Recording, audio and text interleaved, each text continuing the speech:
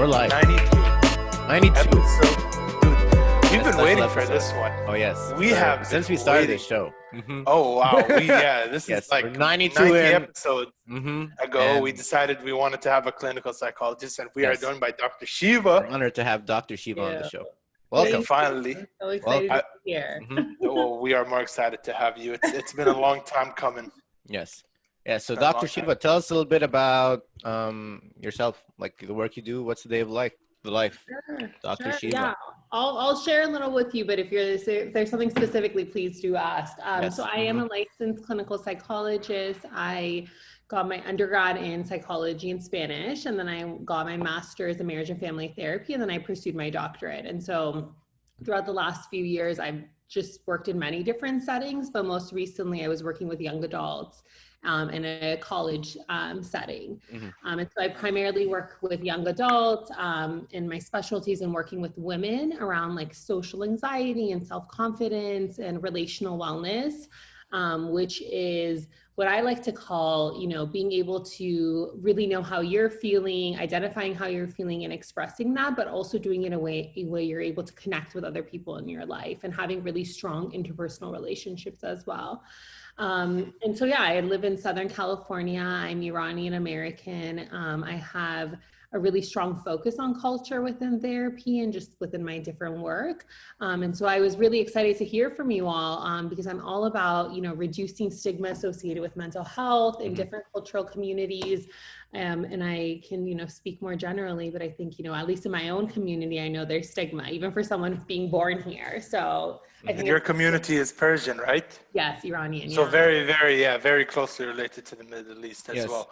Yes. Persia is a whole nother world, but it's a world very similar to the Middle East, especially after the whole Islamic conquest and turning it to, so it's become very similar. So mental health is a huge Mental health is stigma. I can say huge stigma. from my What do you my mean it's a own huge stigma? personal experience. In your experience, Ali? I'll tell you.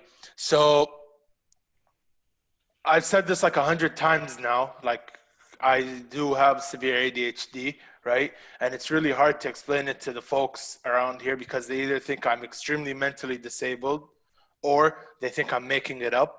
It's one or the other, right? So I get, usually the efforts I have to put is double that of a normal psychic person. Is that how you say it? Yeah. What do you mean? Psychonormative. Psychonormative, that's the word. Mhm. So I have to put double the effort in school or in any task I do than a normal psychiatric person. So it was hard to explain. I see. But then my mom came through and she realized that there really is something wrong with me. And No, but here I nowadays, am. what do you tell? Do you tell people? Do you ever tell people what? I mean, if I feel like they would understand, yeah. But if I don't, no, not really. Right. I just tell them my concentration is trash, and they think it's like, oh, okay, he's your average good. millennial, I've heard it too in Lebanon, or where someone's depressed or someone is suicidal. They say that they're sick in the head, or they have problems, or they're They do. demonic. That's how they have. Oh yeah. Yeah, that's one thing. So why is there a stigma in these areas, Dr. Shiva? And what should people do about it? Yeah, I've also heard these things, and it's so unfortunate and upsetting. And so I'm also actually curious to hear from your perspectives. And so I'll share with you all what I think, but I think that there's so many reasons why there's stigma associated with mental health. And I think a big thing is that a lot of people don't understand, what mental health is, right? So when we don't understand something, we oftentimes put it in a box, and there's a negative connotation with mental health, right? Because oftentimes what's depicted in the media or what we hear about, if we hear a family friend, it's the worst case scenarios, right? It's the, where they're really struggling. And so I think that when we don't understand something, we tend to label things. Also, I feel when we compare physical health and mental health, there's just such a significant difference in how we speak about it. Growing up, I'm assuming, right? But most of us probably had the language to talk about how we were feeling in our body. Like if your stomach was hurting, you probably were taught the language of like, how do I express that? Whereas if your heart's hurting on an emotional level, in a lot of our cultures, we don't have words to describe those things, right? Wow. And so again, like really that idea of like, we don't talk about them, we don't understand them. And, I'll just speak from my experience, but I know from, people I've worked with, but also from my own personal experiences, like there's a gap between there's a generational gap, right? Because we're now learning these things, but our parents or those who are older than us have never, even if they know some idea, they've never really talked about it in the way that we talk about it, right? It's never been something that has been a valid excuse for a behavior or what's going on, right? Because people don't understand it. It's like, get yourself together, rub some dirt on it, and keep going. Yeah, and that's like that works for up to a point, but then after that is when you start seeing some damage. Right. And I think that it's when we don't see something, unfortunately, it's harder for us to even believe it. Right. So like if someone tells us like, hey, like, I'm really worried about something, we may be like, oh, just don't worry about it. Like, it's fine. Right. But if you see someone with like a broken arm, you probably won't tell them it's fine. You probably be like, oh, go take care of that. Right. Like make sure you get the care you need. So how do you know, Dr. Sheva? How do you know? Right. So right now, for all of us, it's a very stressful time with COVID 2020 happening. This year has been stressful for all of us. Sure. Yeah. A lot of changes, and so there's a like healthy level of anxiety for all of us to have. But what is the like level of anxiety to where we need to see a therapist? So what's the line? Where do we draw the line with it's fine, it's COVID, and no, I'm actually like, this is starting to, ruin my day? Of course. No, I think this is a really great question. I will, just to preface, I didn't share this in the beginning, but, I'm going to share I will be sharing my suggestions and what I know from my personal clinical experiences, but also there may be something that if a viewer is listening, they're like, oh, Sheva, that doesn't fit for me, or, that's not what I'm experiencing. And so I do want to share that this isn't any like therapy or therapeutic advice. It really is just these suggestions that I'm basing. Yes. And with all don't worry about that. We usually put these kind of stuff before the video as a title screen. So Good. I just want to make sure people get the care that they deserve. Yes. Thank you. But I would say, going back to your question, as far as how do you know the difference, I think that two things. I think if it starts interfering with your functioning, then that's a clear sign that you would deserve support. So what does that even mean? So let's say you notice that within relationships, you're not the way you were. Maybe you start like, you're more short with people, you're more irritable, or maybe within your work, you find like, hey, I tend to be able to concentrate usually, but now I'm just having the hardest time concentrating, and it's getting in the way of me being productive or doing what I need to be doing, right? So there are many different areas of our lives, like domains of our lives. And so if you notice that it's hard for you to do the things that you used to be able to do, or it's hard for you to be able to cope, maybe things that used to help in the past, they're not helping anymore, then that could be a sign to reach out.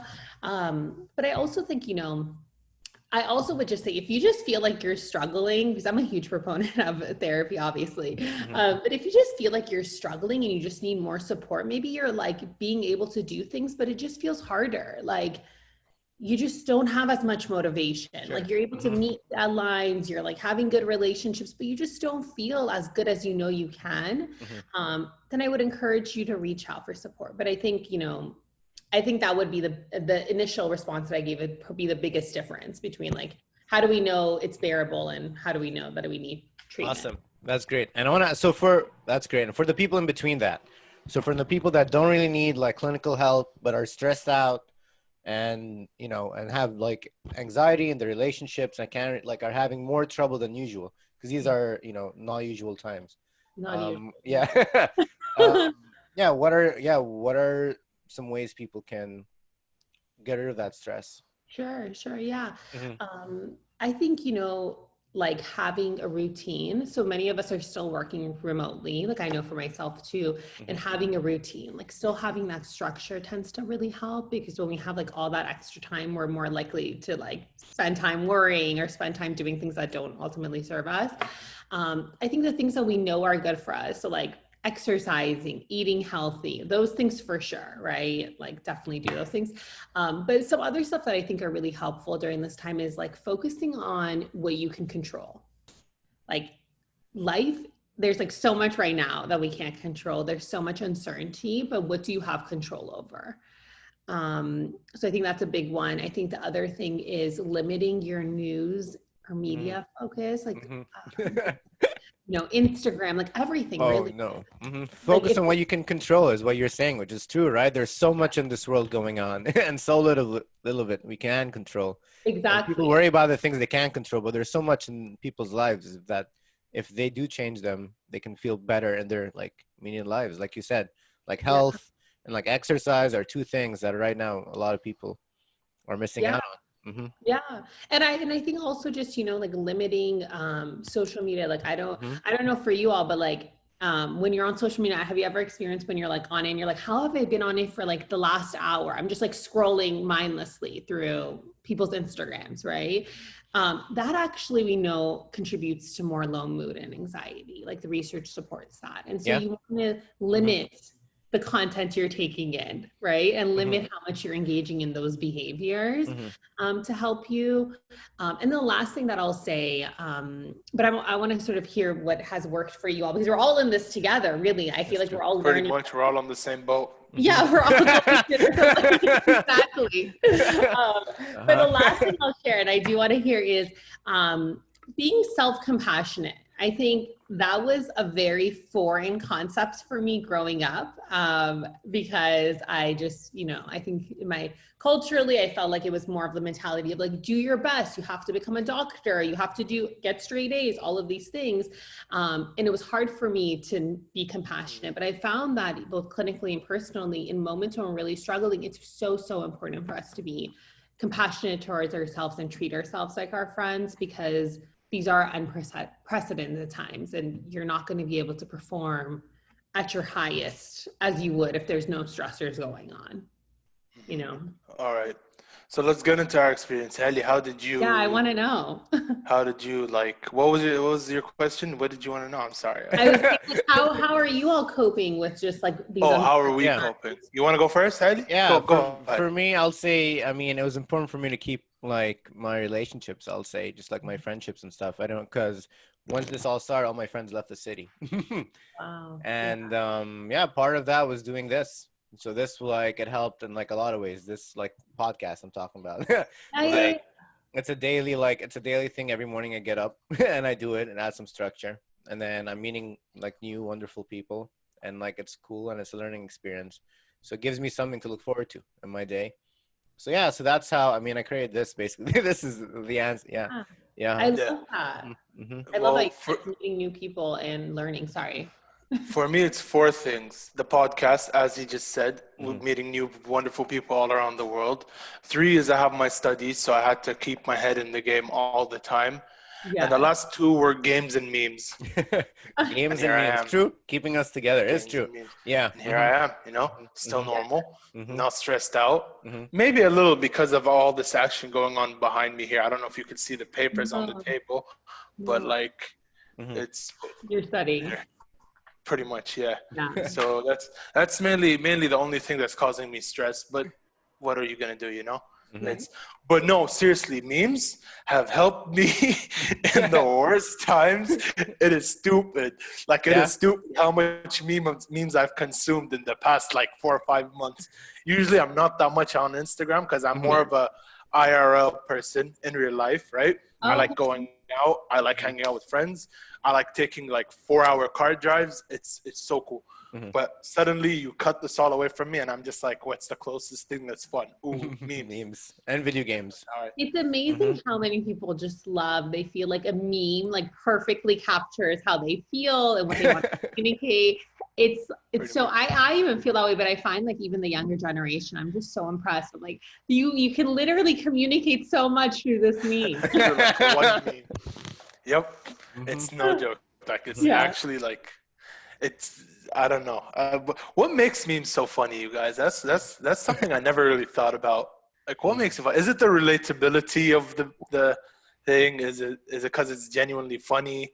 What makes I them think smart? it's like sometimes for me, like sometimes a meme says what I feel like maybe societally and culturally I can't say. Yeah. I see. Mhm. Yeah. It's So like it's like funny because Yeah. it's true. yeah, It's it's funny like a because it's loaded Funny meme. because it's true, pretty much. Yeah. All right. So since we have you here, there are a lot of questions I wanted to ask. Ladies and gentlemen, we are about to go dark. Uh-oh. Yeah. Okay. So I had a friend once who was very, very like depressed to the point where they actually tried to, end it all. But Mhm. luckily, this was before I met them that they did this. So sometimes I just sit and I wonder, like, why do people talk about suicide like it's completely unpreventable? Like once you've reached that point, like I don't know how to ask this question in a nicer way, but like you feel like when they talk about their experiences, it's as though they're upset it didn't happen. They're upset that it didn't work out when they tried to. So why, like, how bad, like, not how bad, but like, why does this happen? Why do people talk about depression and suicide like they're lost cause and hopeless cases? Mhm. Um, so I don't know if I'm exactly answering your question. So It's fine. because I think it's a bigger, there's a lot, there are a few questions in there, I feel like. Mm, But I think that, oftentimes when we feel depressed or depressed to that extent where we're considering, ending our life or harming ourselves, usually that's a point where we do feel helpless and hopeless, right? It's hard to imagine other perspectives, even or other options, right? Even if there are other options, when we're in that depressed state, it's hard to identify those things, right? And I think that, when there is treatment, when we're able to work alongside someone who can give us treatment for not only depression, but help us in seeing, okay, what are some actual other options? Why would I not want to consider harming or killing myself? What are things that I could do to help me to feel better? Then we're able to, we're able to sort of perceive that option as like, not as something that we would actually consider. Do you know what I'm saying? Like, I yeah. think that there was actually, there's like research that's been done that people who do after they get treatment or after they attempt to harm or kill themselves, they actually do wish that they would have gotten treatment sooner, right? So a little different than what you're sharing, Yeah. and they both can be true, but I think that this is something that is preventable. And so if anyone's listening to this and they're finding like, I am having thoughts I don't usually have, or I'm considering these things that I've never considered, or maybe it is something that you've always considered, right? I really want to encourage them to reach out for treatment, because this is something that can be worked on, that really is more speaking of like that depressed state that they're in versus necessarily that they want to harm or kill themselves. Do you know what I mean? Yes. Yeah, I get you. And Yeah. yes, reach out to treatment. Like how so? So like, let's say you're in Kuwait, or in whatever, Lebanon or whatever. Yeah, so I don't know, Best and I'm going facilities. to be honest, I don't know what the treatment looks like there, but I think off the bat, and I'm curious, Ali, if you can share with us what it would look, but I know even here, there are like cultural centers that, for people who maybe don't feel less comfortable in reaching out, there are cultural centers who they usually have someone who's trained with a mental health background. So they may not be a psychologist, but they're someone who maybe is easier for them to reach out to, right? Because they're within the community, and it's not necessarily a psychologist, right? And we also have hotlines that you can call and text that are completely confidential. What I would also share is that if you ever reach out to a therapist, it is confidential. There's obviously limits to confidentiality, and one of them is risk of harming yourself, but it's always confidential. Like if any step is taken, it's always taken for that person's safety or well-being. And so if there's any worry of like other people in the community finding out that I'm in therapy, or my family finding out, that's not, it's a confidential service. So we don't even confirm if you're in treatment. Sure, but that's in the States. That's but like that's in Los Angeles. here, it's a lot different. How is it? There's a I don't know how to explain it in English, but I'll try my hardest. So I don't promise you will understand, but if you do, hey, my English is just that good, right? Okay, let's get into it. Yeah, here it's a lot harder to go to a therapist unless you have like an actual like medical or like a psychological instability that's medically proven. If you're just going because you're missing that emotional help, or you do feel like you're a bit depressed and having these kind of dangerous thoughts, it's harder to reach out to a psychologist or a psychiatrist. Why? Because the stigma around it is very big. Very big. Like, oh, it's her parents' fault, or it's his parents' fault. They didn't raise him right, or they're not showing him the love that he needs, or they're not buying him the things that he wants, or they lack the comprehension of the fact that sometimes it's not because life has dealt them like crappy cards, you know. Sometimes it's just their brain has a chemical imbalance that puts them in these thoughts by force, not by will. So the understanding and the comprehension of this fact is very difficult in our society, because if there is something they can't explain medically, not because it's not explained medically, it's just they can't explain it medically, it must be a demon. He must be possessed. She must be just purely psychotic. He must be this, she must be, you know. So they always try to find a reason. They never like to take, especially in our society, and not Kuwait, but I dare to say the Arab society as a whole, the Middle East. We don't like to take one step back, look at the problem, to take 2 steps forward and continue our way. I think that's the main reason. I hope you understood what I... No, of Yes. course. Yeah, very much Okay. understood. And I think- yes, Perfect, yeah. so I mean, you said like education, I guess, is important then. Just like for Education. become more aware of all these issues, right? And So I think, sorry, I was just going to say, like, yeah, I think about the education, but like having these, I think even having these conversations, right, is so important. Like, this is such a, you know, my hope is that someone listening to this will feel like their experience is more, you know, normal, and they deserve the support, but also like within our own families, like within our own friendships, right? Like, I think change really starts within our immediate circles, because so, like, even in the Middle Eastern countries, so many people fall differently than where you and us three may fall, right, on this topic. True. But how about, do you feel like with the younger generation, Ali, in Kuwait, like there's more of an openness to mental health? There is an openness between the younger generation, yes, but I feel like they're not too well understanding of, like, they feed onto each other's depression. They don't try and help each other. They're just like, oh, you're depressed? Yeah, I'm depressed too. Totes, you know? Yeah, I've seen it's that not before. like, let me help you. Yeah, you know? it's straight. Like I've heard like guys maybe don't like to talk about their emotions or whatever, but sometimes I also do notice that some people love talking about their emotions way too much, and then they bring the people around them down also. Yeah. So what's like a Especially in the healthy songs. amount? Yeah, like should you like see be in telling your media friends. and Yeah, how much should you saying be that- relying on your friends, and how much should we be taken to like a professional? Or is it like every person? I don't know.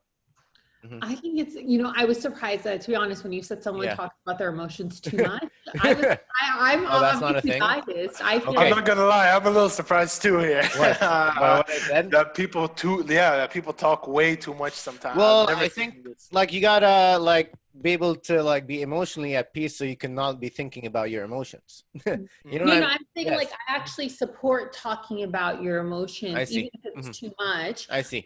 because I feel like sometimes we don't have other people to talk to them about, right? And so I think I see that as a sign of if someone's consistently talking to me about something that they're struggling with, I think it just communicating how much they're struggling. Not always, but I think that's where my natural mind, like, inclination is.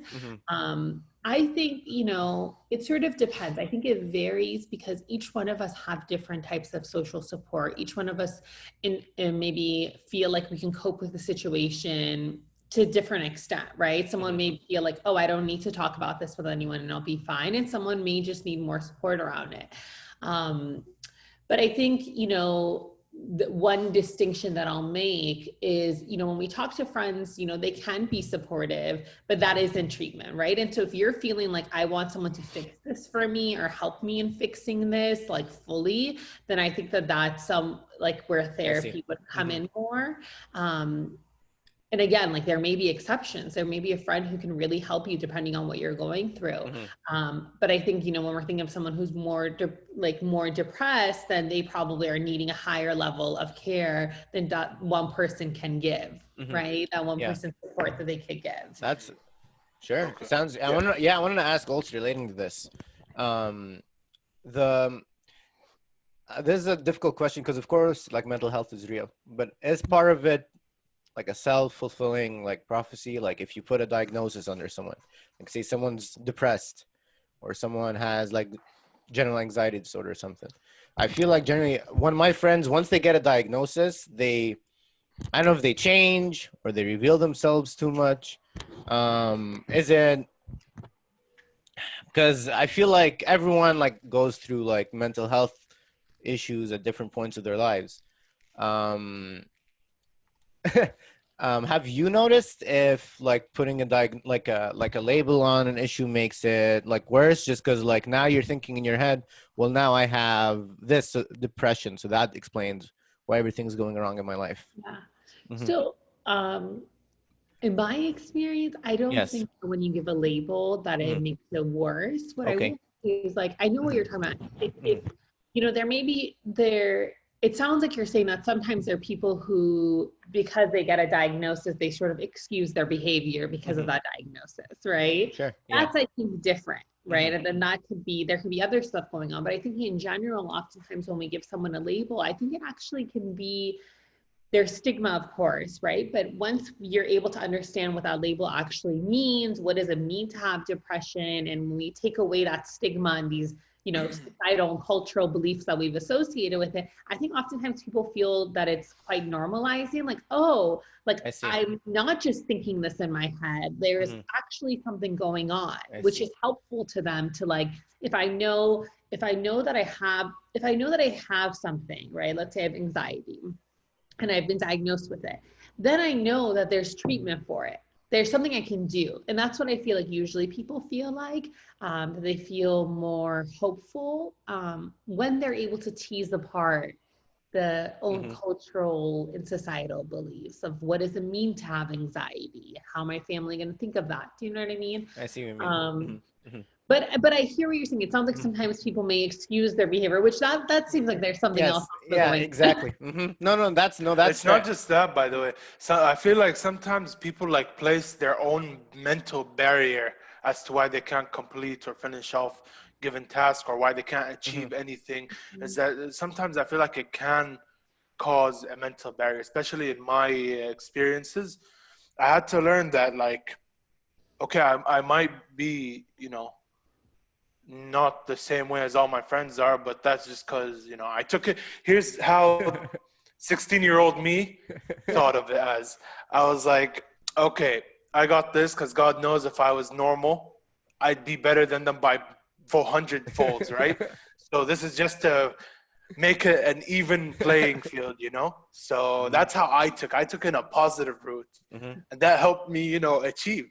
Yeah. So, but I would also, I mean, I'm glad that you took it more of a positive, but I also would say like, you know, just because you have a certain diagnosis or you struggle in a certain way doesn't mean that it's a negative thing, right? Because I think that with you, like from the experience that you've shared, I'm imagining that you probably have a lot more strengths that someone who doesn't have that diagnosis may not have, because you've had to be creative in ways so you've strengthened other abilities. And so just keeping that in mind, that just because, you know, let's say I'll give an example, I have like anxiety around something, I've learned to adapt in ways that maybe someone who doesn't have anxiety may not have, right? And if it's helping you, then that's great. But if you're adapting in ways that you're like, oh, this is worse, then that's another story, right? But you've been able to be so successful that I think speaks to just you, not the diagnosis, but like that's the thing. It's that, especially with mental health, like in medicine, you know, if this person has a heart attack, it could be this reason. You can just do 1, 2, 3 and they're good. But with mental health, it has to be customized per patient. Mhm. Treatment has to be, I feel like, customized per patient, because not everyone receives and gives and takes information the same or learns to adapt the same. Sure. So Yeah. I don't know if you'd agree with that or not. I think so. What we know is like there's certain evidence-based treatment protocols for different diagnoses or different struggles, right? And so, I do use evidence-based treatments when I work with clients, but also I do adapt. So there may be, and so there is room for adaptation or modifying. But I think that there is definitely treatment for different diagnoses, but we as a society don't really talk about it. So like going back to it's harder, not only is it harder to recognize the mental health piece, but like it's harder to even imagine what treatment would look like or what is treatment, right? Because a lot of us haven't gone to a therapist. So it's this abstract thing, whereas when you think of a doctor's appointment, you know what that will look like. You'll go check in, they'll do your vitals, they'll do different things, you know what to expect. So I will share that there is definitely evidence-based treatment. We modify, but treatment is there. There you And go. Yeah. No, recovery, definitely. I think improvement and recovery and all of those things are also there. For sure. So yeah, what you're kind of saying, from what I understand, is that like now it's more scientific and it's not just like subjective kind of, where it's like maybe you can try different things. Like now, if you have a patient, you can kind of more or less know where they're coming from and how to treat it, right? Is that generally the case, or do you like? Yeah. So like if someone's coming in for anxiety, then we have different treatment approaches for anxiety. There's not just one. So different clinicians may approach the same client differently, right? And so that's based on their own preferences, their own training. But there are specific treatment approaches that they would likely be picking from, right? And then I think I will add, there's some part of the therapy or mental health treatment that is different than medical treatment, because it's the therapeutic relationship that's also there, right? So oftentimes, people share more as they feel more comfortable. And so that's the more subjective or interpersonal piece that maybe medical treatment may not always have, right? Because people feel usually comfortable to share, or they know that they need to share certain symptoms for the doctor to get to know what's going on, Yes. See. Dr. Shiva, I Very want to well ask. said. Very well said. I mean, Yeah. I want to ask you a big question. You said earlier, you brought up that you work with like young adults who have self-confidence issues and help them get through. And Ali brought up earlier how like sometimes people have like their own blockage. Like sometimes people can do things, but they block themselves from doing it. So if you are blocking yourself, how do you like unblock yourself? Yeah.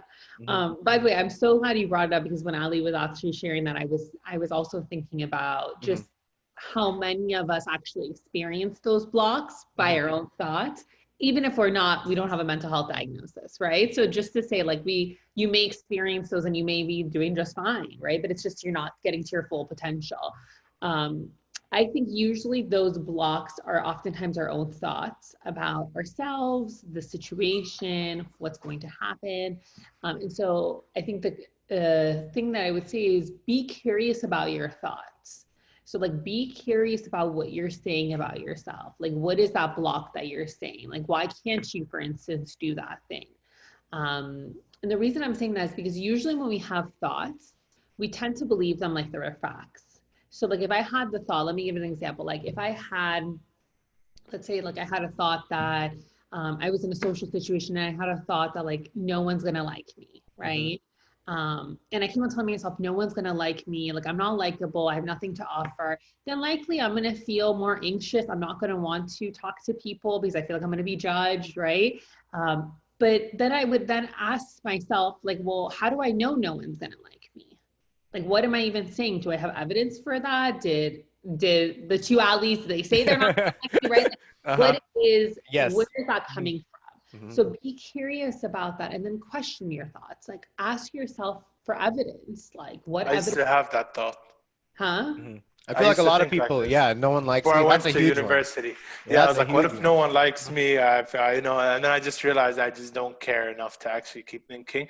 Lo and behold, everyone loved me, and here I am today, Yeah. Literally, like the whole year group loves me. And I'm just like, yo, And I was like worried here, you Like, know. why was I having that thought? Yeah, why was I even thinking about that? And then I realized it's a good thing I really didn't stress on that thought, didn't care enough. And just, you know, instead of fighting the wave, I just rode the wave. Exactly. That's Yeah. a perfect analogy. Mhm. Like just Yeah. riding the wave, and then because once you're able to do that, then you're able to gather evidence like, oh, actually people do like me. But if I never went in that situation, I would always think that people don't like me. Mhm. Right? I think the anxiety is like real because like all of us, I think, have fears like, will people like us, or other anxieties. But I think what you're saying is that you need to be like kind of braver, right? And being able to take those like opportunities to meet and talk to new people, even Yeah. though you do feel scared. Yes, but also even before that, of just even questioning, what am I saying to myself? Because what we're saying to ourselves has then an impact on how we feel. Do you know what I mean? Or how Mhm. we then behave. Yes. Mhm. And so even asking yourself, like, is this a fact, or Mhm. are these just my own hypotheses based on nothing? I see. Really? Yeah. You So if know? I'm thinking to myself, I'm a loser, I suck, everyone hates me. But I Yeah. just have to be like, oh no, those thoughts are stupid. Think something else. Or you can say, okay, well, where is that thought coming from? How do Mhm. I know that people will think I'm stupid Mhm. or whatever? Mhm. And so what I usually tell people is like, identify evidence. And what I mean by evidence is like, if us three were looking at the same scenario, will we all agree that that is evidence, or are those just your own feelings and thoughts, right? Mhm. Because that's different. If we're all going to agree based on our different histories that, oh, that's evidence, then then I guess you could believe Yeah, something. but some people would justify it. For example, like let's say someone's like fat, right? They might say that, okay, the evidence is that like people don't want to hang out with me because I'm fat, and that's how they'll justify, right? Mhm. That anxiety. And so, how do you? Yeah, so like But yes, I'm like switching it, right? Like yeah, you got to find the root of it, but sometimes the root of it, there is a problem at the root of it. but So that you should doesn't be able to mean go just about and do your yeah, life. but just because you're overweight, just Mhm. because you are a different ethnicity, all of these things, all these different Mhm. descriptors, right? Just because you're, let's say, I don't know, let me give another, I don't know, just because you, I don't know, like moved to this new to this country or Mhm. whatever it is, right? Mhm. Just because of those factors, that doesn't necessarily mean that people are going to like you, right? So oftentimes, and that's what's important to recognize. Like if when I say evidence, it's like, let's say if I'm going into a party and I'm thinking no one's gonna like me, but those are just my own worries, right? Maybe when I was a child, there was a situation, but overall people tend to like me. But so I wouldn't really have a lot of evidence. Whereas evidence would be like, let's say if I go into a situation and people explicitly tell me like, Shiva, like, we don't like you, like, don't come around here, Mhm. right? That is like, That's how okay, you know. this group doesn't like me. Or Mhm. like, let's say they don't invite me anywhere. That could possibly Mhm. be evidence, not always, right? But so I try to help people to recognize, okay, what's the evidence for this thought and what is the evidence against this thought, right? Mhm. Because we usually don't focus on that either. We usually, if we have a thought, we treat it as a fact. And I mean, if yeah, a person doesn't like me, end of Agreed. the day, there's like 3 million other people in this country, you know?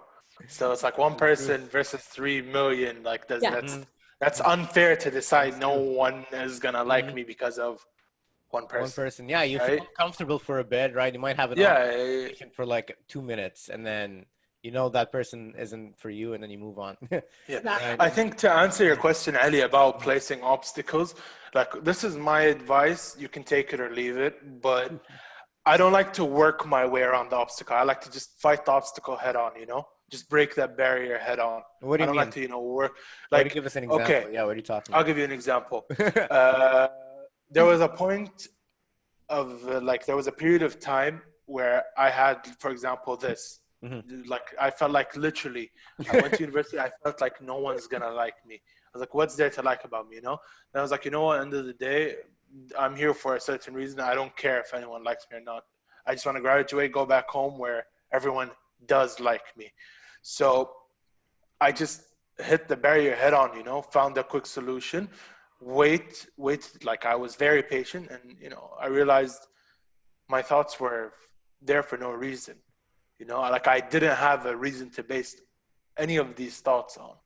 So this is what I mean by crash into the barrier straight on and break through it instead of because I feel like working your way around it just takes too long, Yeah. you know? Yes. And then you end up sometimes fighting the wave, and then people will actually not like you because you're too busy acting unlikable instead of acting yourself. Ali, but you're the kind of person that can go head on, and you can take some more stress, and you're fine being more uncomfortable. But some people, I guess, wanna like have to get step by step. You know what I mean?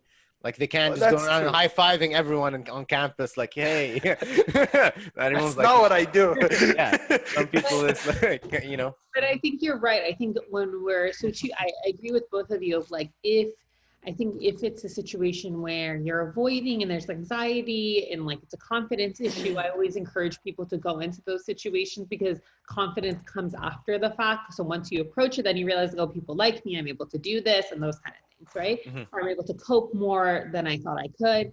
But I think the other piece is, Ali, what you brought up of like sometimes it feels really overwhelming and it's like, oh my gosh, I really do believe these thoughts. Like I don't care about the evidence. Like this is what I believe. And so I would say taking it a little slower, questioning the thoughts. I think starting, you know, if we're talking about that social situation, reaching out to one person, seeing how that is. I think the other piece is focusing on like going back to what we initially said of like, you know, focusing on what you can control. In this situation, you know, oftentimes people are focusing on the negative pieces. So focus on, you know, what could go well and like strengths of yours, because we don't usually focus on strengths. It's so sad, but like, we don't focus on like, why would people want to get to know me or want to hang out with me, right? We focus on like the pieces that are like different than other people. No, I see. And then what's a healthy amount of self-confidence and what's too much of an ego? And what's That's a really good question. And we're always talking about like not having self-confidence to having self-confidence. Yeah, but like where do you draw the line with the self-confidence and just egotistical? Yeah, you know, that's a good question. I don't know if I have the best answer for you, but I would say like what comes to mind, I'm like I think when you have self-confidence, there's still a humility to it. Like, I think you're still humble in the sense that like you have confidence that you can deliver, you have confidence that, you know, whatever deliver as far as like whatever we're talking about, like if it's an exam, if it's getting friends, whatever it is, right? But then there's also a humility to it where I feel like you're also open to areas that maybe you're not as strong in, or you're open to other people having reactions around you and engaging in that conversation. So there's that humility of like, I'm confident and I can experience conflict or things that are more negative and I'll be okay. Whereas I feel like someone who's more egotistical, or maybe they have like, they're just like, you know, just too much. That comes to mind. Like they surround themselves with like yes men who like or like, but I think that they're also oftentimes like when at least I'm around them, I get bothered. Like interpersonally, I don't like being around those kind of people because they just feel like it's not realistic how they think of themselves. Like it's too high. And also I think that oftentimes in even my personal experience, if I you know, comment on that person or say like, oh, well, that actually isn't good. Like they actually have a really hard time with that, right? It's like they take it offensively or they personalize it. And so that's where I feel like that's just not healthy because we're not perfect. Like as humans, we're just imperfect, but it's good to be confident, you know? True. All right. Yeah. Sounds good. Yeah. Sounds good. Here's another question. So you have a bit of experience you said in the beginning in relationship, like marital issues and things. I forgot the word. I'm so sorry. Yeah, marriage and family therapy. So that's what I did. There we go. Yeah. Okay. So I think it's pretty obvious that divorce is at an all-time high right now, right? So especially between young couples, especially here in Kuwait. Is it? I didn't know in Kuwait. Actually, rates of divorce, and it's not like 20-30 years into the relationship, it's like 2-3 years into the relationship. Wow, that is so surprising. Which is very, very scary, right? So from what I see, the most plausible reason is that people get married without realizing the responsibility of marriage, instead of, you know, it's a love story, you know, and like, they're going to be romantic all the time. I feel like people nowadays fail to see that marriage is a very big responsibility, and it's not Romeo and Juliet and all this love story, you know, BS. It's actually hard work, commitment, time, effort, and all that stuff. So what is the reason, like in the Western world, let's say, for the rise in early divorce? Mhm. Yeah. Mhm. Great question. I mean, I'll share. I haven't worked with couples in a really long time, but I'll just share more personally what I've noticed. There's actually a therapist. Her name is Esther Perel, who does a lot of really. She's like the known as like the couples guru. She does a lot of couples research and therapy, and I really agree with her in that she shares that. Oftentimes when we are looking for a partner, we like look to them for everything. Like, so they're going to be my soulmate. They're going to be who I'm physically attracted to. They're going to be my financial like partner. They're going to do, you know, they need to emotionally understand me, physically understand me, all of these things. Right. And I think that going back to the example you gave, Ali, is like, there's this idea of like this idealistic Romeo and Juliet, like we can't live without each other. And this person is my person. Right.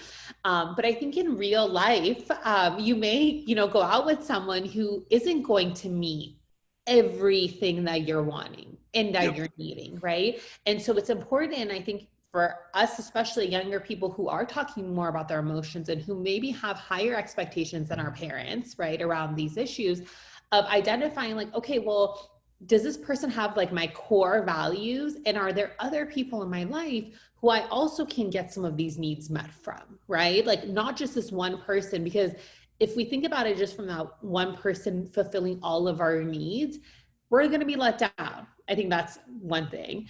And then I think on another piece that just is just my personal observation, I think like generationally, I think we're so used to instant gratification. I want it has to be perfect. And we're also like, because of social media, because of television, we have these idealistic, like, you know, when I get married, the proposal has to be like this, the wedding has to be like this, all of these things. And like, we've just skipped the part that at least like my parents did of like struggling to make it, right? Like financially, romantically, all of these things. And so then when we don't get that, I think because we're so instant gratification, it's like, well, this is not my person. I deserve better, right? And then we I think Ali said it when he said like marriage is a responsibility and it's like effort, right? And just like anything, I don't think just like people are not regarding the responsibility of marriage. I think it's life. People just forget that life is a responsibility also. And people are so like, we're so used to taking things and like consuming them, as you were saying, like now we want things like instantly gratified, right? We don't work for things. That's and true. the gratification comes from working. No, totally. That's true. And it's like, do we want to then, like, do people feel like they want to put the work in? And I think a lot of times people don't for whatever reason, right? And I think the other thing is like, I've noticed people, I don't know if you all have noticed it, but I've noticed people who are dating and like, you know, they may be together for 2 years and, you know, and you would imagine that they really know each other, but a lot of times they're not engaging in having those conversations that they need to have a strong relationship going forward. Like, for Like instance, what? like for instance, like, do you want children? Like some people don't want children and that's okay. And some people really want children. But I think I've even noticed in my own observations that people will date. And then after the fact, like after years of dating, we'll realize like, oh, we have a huge difference as far as a value of ours or what we want in life. And when we don't have those conversations throughout it to see if there's like true compatibility, I think that just sets us up, right? Because then, you know, you want very different things. Yeah. You know what I believe? I believe that if couples are intending to get married, especially since that's the only option we have in our parts of the world, a guidance counselor session is very much in need. You know, just to ask them questions and see if they are on the same intellectual level or not, because that gap can really make a difference in, you know, whether it's going to work or not, because it's really heartbreaking when you see a couple recently got married, they had their child, then they got divorced, all in the span of 2-3 years, and that child's gonna grow up without, you know, knowing what a home is supposed to be. And this trend is gonna go on through generations of this line of he's gonna grow up get married and go through the same thing. Why? Because he never had the foundation to learn on, let alone to build on a broken foundation. So that's what I think. I think couples should like really go see a marriage counseling just to see if they're compatible or not, and if they understand the responsibilities of marriage or not. Yeah. And what I will just share one thing with that, I think sometimes people separate, and that doesn't necessarily mean like that may be the right decision for them and their family. That doesn't necessarily mean that their children will, you know, have a hard future. They may, right? But I share that because I think, you know, even within our culture, we have a lot of stigma associated with divorce. And what does it mean for a child to be from a divorced family, right? And sometimes that could be a really good thing that's happened for them, right? And sometimes it may not be, right? That's also true. But also, you know, like just keeping that in mind too, because I know what you're talking about. I think that initial conversation of just like, we're getting to divorce too soon. Could some things be prevented, you know, when people are getting married? Or not even, just to avoid it at all costs, just before, you know, seal the deal, just like both parties be on the same page. Yeah, just be on the same page about everything before because marriage is supposed to be like, your marriage stops the day you die. That's the ideal situation, right? But unfortunately, in this modern time, that's not the case at all. You know, and it's, in fact, it started to be more celebrated and less, you know, like, oh, something went wrong there. Let's see what happened. It's more like, oh my God, yes, queen, you did the right thing. You know what I mean? Like, you know what I mean? Yeah, like, but that's how I feel about the issue. I just had to give my two. Yeah, it's what's the American saying? 2 cents. My 2 cents. My 50 cents. There we go. My 2 cents. Yes. There we go. Yeah, I feel like COVID is testing like our families, right? I feel like the one thing with COVID is that everyone's with their families now. So it's a good thing generally to be with your families. Ali's with his family. I'm not with my family. I wish I was. Unfortunately, I wish I was with your family and you were with your family. It's true. It's funny. But yeah, so hopefully after this, people will stay with their families more so and learn the I'll say it. I learned a lot of things from my parents. And during COVID times? Yeah, man. I learned, especially from my dad. Like, I learned a lot of things. I wish I sat with him before I learned. Like, you find a few interesting things between every lecture from now and then that, you know, makes sense. Yeah, it's exactly. I mean, it's good to have like the whole family unit together, and you know, just totally. And healthy. I think we're lucky in that. Like, I also feel like I have really close family relationships, and I know for some people right now during COVID, it's really hard because they don't have those. They're with family, and maybe their family is the biggest stressor within their lives, right? But I agree. I feel fortunate in that I have close family relationships because they're pretty much the only people I see right now in person. What do you do if you're stressed with your family? Yeah, so it really depends. I think depends on the case. Yeah, but I think, you know,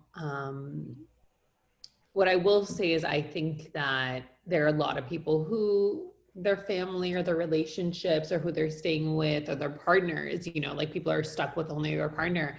And if they don't have a strong relationship, this can be really taxing on their relationship of being constantly with them. I think there's so many different things that they can do based on what's going on. And sometimes it just may be like, you know, it may be really difficult to change certain situations.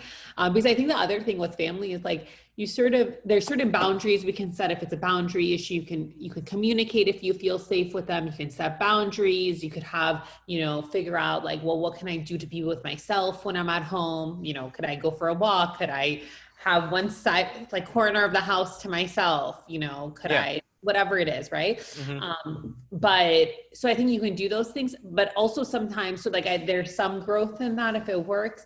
But it's hard because when we're in relationships and the relationship is struggling, we also need that other person to be on board at times. You know what I mean? Depending on what the issue is. And that can be a challenge within itself. That's a challenge, yeah. I mean, all these things, I'm sorry we're asking like big questions. Heavy questions, and each question, I feel like we can do a whole Like, Yeah, I we know can, but we have Exactly. unfortunately reached our time. Exactly. We've actually been overdue with it.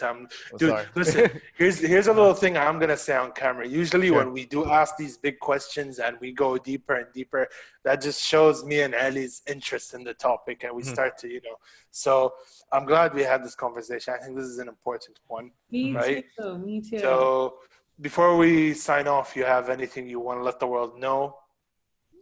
Well, no. Anything you First of wanna all, shout out?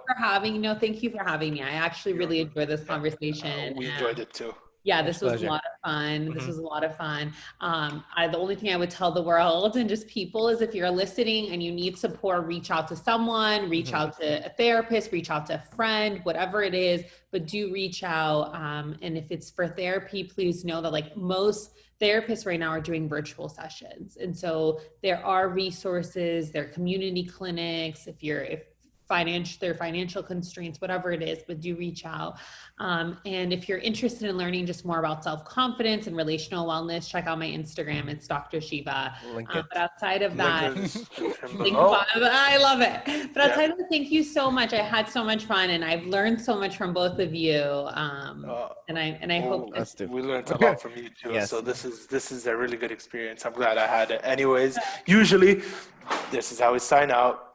okay. Wait, We like, salute to cover the camera. subscribe, Oh yeah, this is part of the please. video. Share these Go do that videos stuff. if it helps.